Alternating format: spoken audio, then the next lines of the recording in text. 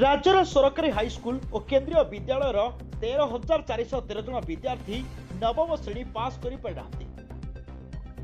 नवम फेल होइथिबारु सेमाने पुणी थरे शिक्षा ग्रहण करुछंती। किछि जन द्वितीय थर परीक्षा देई सेथिरे कृतकार्य होई दशम श्रेणी रे पढुछंती।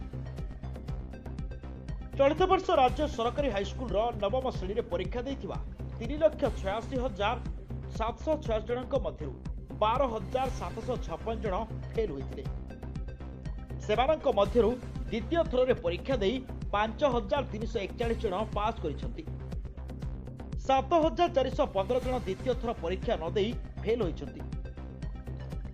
अनुरूप भावे केंद्रीय विद्यालय गुड़िकरे नवम परीक्षा देइथिबा 8,815 छात्र छात्री मध्यरु 657 जन फेल होइथिले।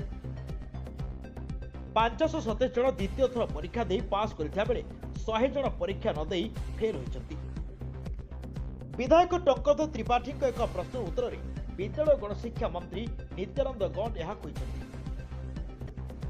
कहते राज्यर सरकारी हाईस्कूल और केंद्रीय विद्यालय 13,413 जन विद्यार्थी नवम श्रेणी पास कर पारिनाहांती।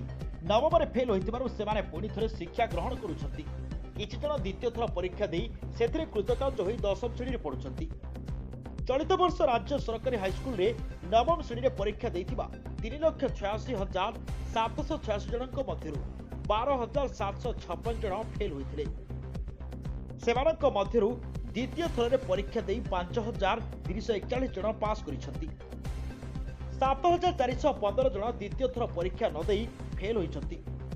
अनुरूप भावे केंद्रीय विद्यालय गुड़िकरे नवम परीक्षा देइथिबा 8,815 छात्र छात्री मध्यरु 657 जन फेल होइथिले। 527 जन द्वितीय थर परीक्षा देई पास करिथा बेले 100 जन परीक्षा न देई फेल होइछंती।